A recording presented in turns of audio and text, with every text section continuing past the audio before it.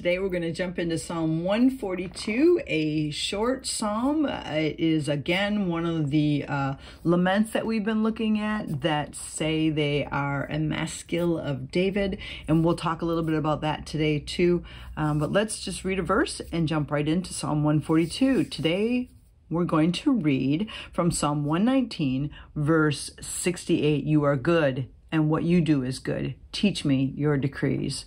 Again, Lord, we come before you and we say you are good and what you do is good. And we do want to learn from your word. So we pray that you would help us, give us understanding, help us to see what you want us to see today, and apply it to our lives in any way that we can. In your name, amen. So let's read through this psalm, and then we're going to talk a little bit about this psalm. So this one has a little bit of a different superscript. A lot of them just say a psalm of David, or of David even. But this one says a maskil of David, which is just another, they think, musical term. And then it says when he was in the cave. And here's what he's praying. I cry aloud to the Lord. I lift up my voice to the Lord for mercy. I pour out before him my complaint. Before him I tell my trouble. When my spirit grows faint within me, it is you who watch over my way. In the path where I walk, people have hidden a snare for me. Look and see, there is no one at my right hand. No one is concerned for me. I have no refuge. No one cares for my life. I cry to the Lord. I say, you are my refuge, my portion in the land of the living. Listen to my cry, for I am in desperate need. Rescue me from those who pursue me, for they are too strong for me. Set me free from my prison, that I may praise your name. Then the righteous will gather about me because of your goodness to me. So do you see again how this is a lament, and this is a crying out to the Lord for what he is going through. So let's write down our category. So individual lament is what this one is again. Now, let's talk for a second about what we call the superscript, or the little writing that tells you who wrote the psalm. And sometimes they'll write down a situation that could be linked to this psalm. So this one says when he was in a cave. Now, there's two different stories in the life of David where he's in a cave. One of them is in 1 Samuel chapters 20 to 22, and that's where David escapes from Saul to the cave of Adullam. So it could be that story. Or 1 Samuel 23 to 24, David flees to a cave in En-Gedi when he learns that Saul is plotting to kill him. So those are two situations where we see David in a cave. Now, again, let's talk about the superscripts for a second, because there's conflicting thoughts here on how scholars feel about superscriptions in the Bible. So I'm going to just tell you the two different thoughts and let you just know what they are. The first one is that there are scholars that choose to ignore the superscriptions in the Psalms when they're offering commentaries on the Psalms. And their argument is that the subscriptions were later additions, and that placing the Psalms in specific historical settings anchors them almost too securely to the past. And they would rather that the psalm speaks relevantly to modern context. And when you say this is David writing it for this specific situation, then sometimes we don't look at it to apply it to our lives. So they're like, it's probably, let's just ignore that. Okay. And then there's others that pay close attention to the superscriptions, pointing out that they give us the literal context, or the initial context for the psalm, and then it helps us learn how to read it and how to interpret it. So those are the two thought processes. I'm not necessarily either cling to either one, but I just thought I wanted to throw those out there so that you know what they are. So now let's look through this psalm.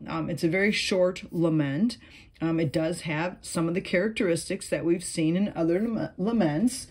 So we've got the invocation, which would be here he's talking to the Lord. So that's the invocation that we've talked about. And then we've talked about the complaint, what's going on in his life as far as what the enemy might be doing against him. And then we talked about the petition, and this is a lot of petition in this again. And then an expression of trust or an expression of praise. And so we're going to look for those as we're looking through this. But a lot of it is just, Lord, I'm praying to you, right? I cry aloud to the Lord. There's that cry aloud again. So again, you see the urgency. He's crying aloud to the Lord. I lift up my voice to the Lord for mercy. I pour out before him my complaint. Before him, I tell my trouble. It's just really like, this is what I'm going to do. I am going to pray and I'm going to cry aloud and I'm going to just get it all out and give it all to the Lord. When my spirit grows faint within me, it is you who watches over my way. So there is a nice statement of trust. This is who God is. This is what he does. So when my spirit grows faint within me, it is God who watches over my way. So I'm just going to write trust next to that one. And then we see him talking about like what the wicked are doing. In the path where I walk, people have hidden a snare for me. So we've seen this before in some of the other Psalms, that trap, that snare that is there again, that the wicked are doing. And so this would be part of this what we would call the complaint, right? The wicked are, again, having this trap set out. And then it's like, look, see, there's no one at my right hand. No one is concerned about me. To me, that's another complaint. And this is a complaint, and I'm just going to write this. Like, he feels all alone. He feels like there is no human being that is there with him as he's walking through this. So that's interesting as we're looking at this. So let's go back now. So we've kind of like walked through a little bit of the beginning here. I cry aloud to the Lord. I lift up my voice to the Lord for mercy. The word mercy there is the typical one that we see often in the Psalms. It's Hanan, and it means favor or graciousness. So he's saying, I need your favor. So let's just write that next to this. He's basically crying out for favor here. Now, crying out in the Psalms, in this section, has two different Hebrew words. In Psalm 141, we saw the word kara, which means to invite or to summon or to attract attention. This one is actually the word za'ak, which means crying out in acute distress, seeking deliverance. So this one here, we see even a stronger urgency for what he's going through. And he even says, I'm going to tell you my trouble. And this word here means adversity or anguish. And so he's literally just crying out to Lord for the awfulness of what he's going through. So let's go back. So we've got our invocation. And again, we see this crying out being very urgent. If you want, we could put over here the word cry, and this is the Hebrew word za'ak, Z-A-A-K, and this is, let's say, acute distress. So you can see that this is, way stronger than the last one, acute distress, okay? And then we looked at our different categories. So we've got the invocation, who he's talking to. We've got a trust here. We have a complaint. So now let's look at the last part here. And again, we're talking about the complaint here. I have no refuge. No one cares for my life. So that again is the, no one's with me. I cry to you, Lord. You are my refuge, my portion in the land of the living. So there again is a trust, right? You are my portion in the land of the living. Even though I may not have people that are with me, I know that God is with me. Okay? And then we have his petition. So from what we've seen so far, we have not really seen him asking God to do anything except for to hear his cry. let's go back here, look. I cry to you, I lift up my voice, I pour out my complaint before you, my spirit grows weak within me, but it is you that watches over. So there's the trust. I would label this, sorry, I didn't label that before, but this is a complaint. Nowhere in here do we see him petitioning or asking God to do anything yet. In my path where I walk, the people are, leaving a snare. No one's with me. That's all complaint. Nowhere do we see petition yet. So now we get to this part and we see the trust. And then, listen to my cry, for I am in desperate need. Rescue me from those who pursue me, for they are too strong for me. So here we finally get to the petition.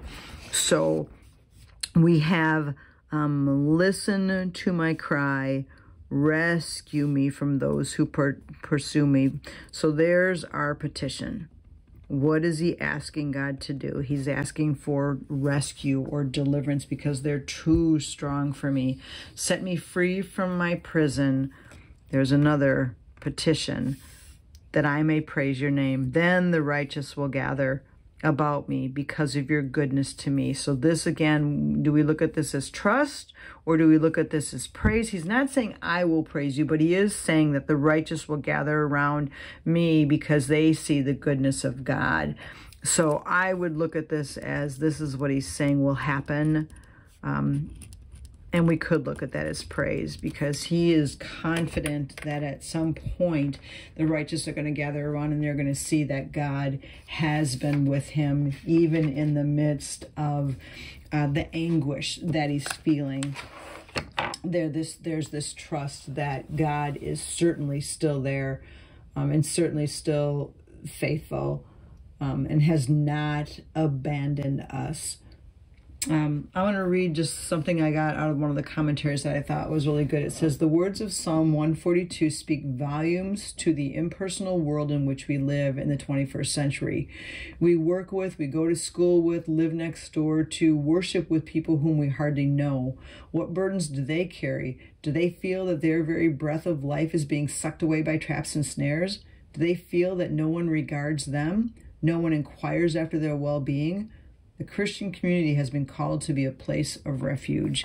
So I thought that was a really good take on this, where you see this man who's crying out saying, I'm in trouble and my spirit is faint within me and there is no one there for me. And I think that can be a call for us to say, as a church, as the body of Christ, what are we doing? Why are we not there for those that are brokenhearted? Why are we not there for those that are going through difficult times? And then on the other hand, why are we not being honest when we are walking through difficult times? Why are we not letting people know that our spirit is growing faint within us? So I think that there's both sides when you read this psalm. Yes, bring it to the Lord, but I do think that there's a part that God has made us to need fellowship with people and have people in our lives that can lift us up. And so may we be that for people, and may we also be honest in letting people know where we're at. So Lord, I thank you for this psalm. I thank you for the insight that you've given us, and I pray that you would help us to be honest and let those around us that are our support know when we feel like our spirit is weak, that we are faint and that we need help. But I also pray that we would be honest with you in prayer, that we would come to you and lay out to you how we're feeling. And then I also pray, Lord, that you would help us to have our eyes open to those that are hurting, to those that are needy, to those that are falling apart and need help. Lord, help us to be that hand that lifts them up, that support for them, that they can never say, I was alone and there was no one there for me. Open our eyes to the people that you want us to minister to individually. Help us to be you to other people. And I thank you for that in your name. Amen. Well, thank you for joining me for Psalm 142.